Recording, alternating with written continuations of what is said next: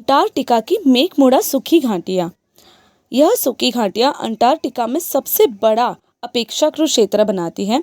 4,800 square metres के सतह के क्षेत्र को कवर करते हुए शुष्क घाटियाँ इस मायने में अद्वितीय है कि उनकी जमी हुई झीलें और उजागर मिट्टी के व्यापक क्षेत्र पृथ्वी के एक ऐसा क्षेत्र का प्रतिनिधित्व करता है जो जीवन के समर्थन के लिए न्यूनतम आवश्यकताओं के करीब पहुंचाता है, यानी जहां जीव सृष्टि शक्य ही नहीं है या फिर नहीवत जैसा है। वास्तव में कम तापमान, सीमित वर्षा और नमक का चयन मेकमुड़ा घाटियों को पृथ्वी या अंटार्कटिका की तुलना में लगभग मंगल ग्रह जैसा बनाता है। मेकमुड़ा सूखी घाटियां सूखी रहती है क्योंकि अंटार्कटिका महाद्वीप पर बर्फ के रूप में गिरने वाली वर्षा ऊर्ध्वपातन की प्रक्रिया के माध्यम से तेज शुष्क कांटा बेटी का हवा द्वारा इस क्षेत्र से दूर उड़ा दी जाती है। वजह यह है कि शुष्क घाटियों में पाई जाने वाली एकमात्र बर्फ अल्पाइन ग्लेशियरों और झील की बर्फ के रूप में है, जो इस क्षेत्र को पहले से ही अजीब महाद्वीप में से एक विशिष्ट बनाती है। जब कैप्टन स्कॉट ने पहली बार 1903 में इस सूखी घाटी की शोध की, तब उनका और उनकी टीम का यह मानना था कि यहाँ पर कोई भी जीव शक्य नहीं है या फिर जीव है ही नहीं। हालांकि यह पता चला है कि बर्फ से ढकी झीलों में बहने वाले ग्लेशियर पिघलने वाली धाराओं के कारण मेकमुड़ा सूखी घाटियों की कठोर जलवायु में जलीय इकोसिस्टम की एक विशाल विविधता पनपती है। यह प्रवाह स्थिर नहीं है, बल्कि तापमान, हवा और सूर्य के प्रकाश के आसपास के कारकों के संयोजन पर निर्भर है। प्रवाह के स्तर में पूरे दिन, महीने और वर्ष के दौरान एक धारा और एक धारा के बीच उतार चढ़ाव होता रहता है, जिसका अर्थ है कि केवल कुछ जीव ही असामान्य सूखी घाटियों के वातावरण में जीवित रह सकते हैं।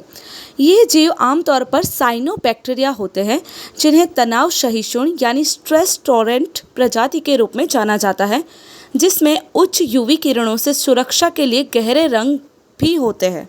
इन कठिन परिस्थितियों के बावजूद भी मेकमुड़ा की सूखी घाटियों में अनेक विविध प्रजातियां हैं, क्योंकि कुछ पौधे अन्य जानवरों के ही प्रतिस्पर्धी हैं, यानी उन्हें खा रहे हैं। और इन साइनोबैक्टीरिया के अस्तित्व के सबसे आश्चर्यजनक पहलुओं में से एक तरल पानी प्राप्त करके 48 घंटे के भीतर ही प्रकाश संश्लेषण प्रक्रिया को शुरू करने की उनकी क्षमता है, भले ही वे लगभग फ्रीज सूखे अवस्था में ही क्यों ना हो।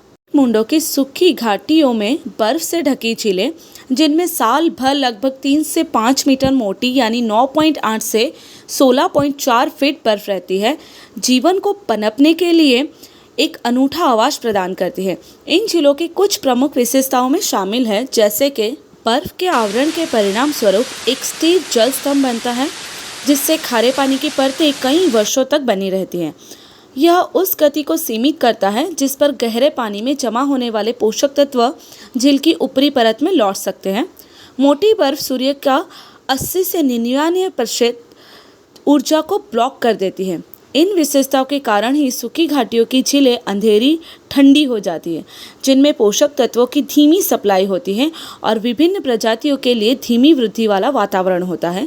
झील में पाया जाने वाला सबसे आम उत्पादन झील के तल पर माइक्रोबियन मैट है, जिसमें मुख्य जीव साइनोबैक्टीरिया है। ठंडे तापमान के कारण उनकी वृद्धि बाधित होने के बावजूद भी झील की चटाई सीमित गड़बड़ी और चराई की कमी के कारण बड़े पैमाने पर बढ़ती है। इन चटाइयों का एक दिलचस्प पहलू यह है कि इनमें वार्षिक परतें होती हैं और प्रत्येक परत काले सर्दियों में और सफ़ेद गर्मियों के वैकल्पिक बेड के रूप में दिखाई देती है, जिससे शोधकर्ताओं को सूखी घाटियों में पिघलने वाले तापमान परिवर्तनों को निर्धारित करने में मदद करती है, यानी इससे वो तापमान का अंदाज़ा लगा सकते हैं। वैसे झील का स्तर उपलब्ध पिघले पानी की मात्रा से निर्धारित होता है, जो समय के साथ बदलता रहता है।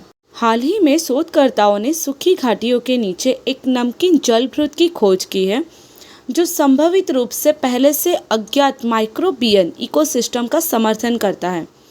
यूसी सांता क्रूज ग्लेशियोलॉजिस्ट स्वावेक टुलाजिक, पृथ्वी और ग्रह विज्ञान के प्रोफेसर, ने अन्य शोधों के साथ सतह के नीचे प्रवेश करने के लिए हेलीकॉप्टर जनित सेंसर का उपयोग करके भूजल के साक्ष्य एकत्र किए।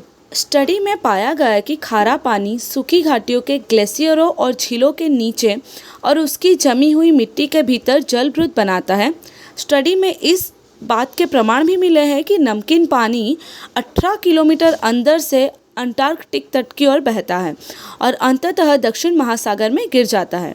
स्टडी में अनुमान लगाया गया है कि नमकीन पानी में मौजूद पोषक तत्व समुद्र में छोड़े जाते हैं, जिससे तटीय क्षेत्रों में और उसके आसपास जैविक उत्पादकता प्रभावित होती है।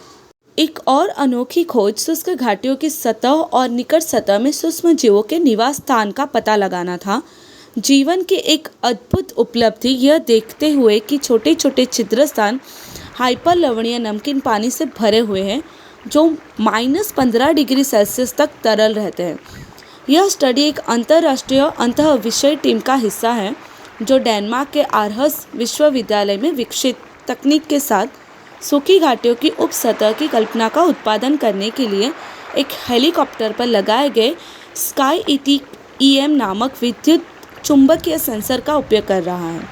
स्काई EM के प्रमुख एस्बेन ऑकिन ने दुनिया भर में कई स्थानों पर सेंसर उड़ाया है और यह पहली बार था कि प्रौद्योगिकी को अंटार्कटिका में तैनात किया गया है। कुल मिलाकर परियोजना का डेटा वैज्ञानिकों को इस बात की बेहतर समझ प्रदान करेगा कि सूखी घाटियां समय के साथ कैसे बदलती है और यह इतिहास वैज्ञानिकों को आज जो दिखाता है उसे कैसे प्रभावित करता है। आइए अब समझते हैं मैकमुर्ड सूखी घाटियों का विज्ञान। McMurdo dry valleys long term ecological research यानी LTER प्रोजेक्ट ड्राई वैलीज के जलीय और स्थलीय इकोसिस्टम का एक अंशतः विशेष स्टडी है। इस स्थल को 1992 में राष्ट्रीय विज्ञान फाउंडेशन के दीर्घकालीन पारिस्थितिक अनुसंधान कार्यक्रम के लिए चुना गया था। 2010 में प्रोजेक्ट फंडिंग को अगले 6 वर्षों के लिए नवीनीकृत करने के साथ मैकमुंडो LTER प्रोजेक्ट भविष्य की पीढ़ी के लिए अपने सुधार के लिए अच्छी तरह से डिज़ाइन किए गए और अच्छी तरह से दस्तावेज वाले दीर्घकालीन क्षेत्र प्रयोगों और टिप्पणियों की विरासत छोड़ने के उद्देश्य से दीर्घकालीन पारिस्थितिक अनुसंधान आयोजन करता है। इकोसिस्टम के बुनियादी घटकों के साथ साथ व्यापक परिवर्तन का कारण बनने वाले कारकों की समझ, विशेष रूप से मैकमुंडो LTER का लक्ष्य ड्राई वैली इकोसिस्टम की संरचना और कार्य पर भौतिक और जैविक बाधाओं के प्रभाव को समझना है।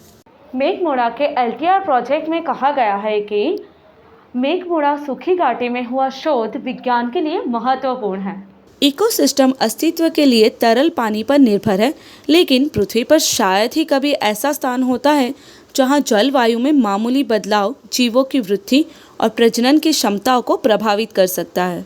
LTER द्वारा एकत्र किए गए डेटा से संकेत मिलता है कि शुष्क घाटियां और विकिरण और तापमान में छोटे बदलाव के प्रति बहुत संवेदनशील है। इससे शोधकर्ताओं को जलवायु में परिवर्तन करने वाली मानवीय गतिविधियों की प्रतिक्रियाओं का स्टडी करने के लिए एक प्राकृतिक क्षेत्रीय स्तर की प्रयोगशाला मिल सकती है। महत्वपूर्ण रूप से अंटार्कटिका की बर्फ की चादरें हजारों वर्ष की अवधि में जलवायु में परिवर्तन की प्रतिक्रिया करती है, लेकिन मैकमुंडो की सूखी घाटी की जलधाराएं और बर्फ की झीलें परिवर्तन का तुरंत ही जवाब देती है। मैकमुंडो की सूखी घाटियां पृथ्वी पर पहली ऐसी जगह होगी जहां जलवायु परिवर्तन का प्रभाव तुरंत देखा जा सकेगा। ऐसे ही अनोखे और रोचक तथ्यों को आपके सामने लाने के लिए please keep supporting us. Please like, share and subscribe पूजा से विज्ञान तक।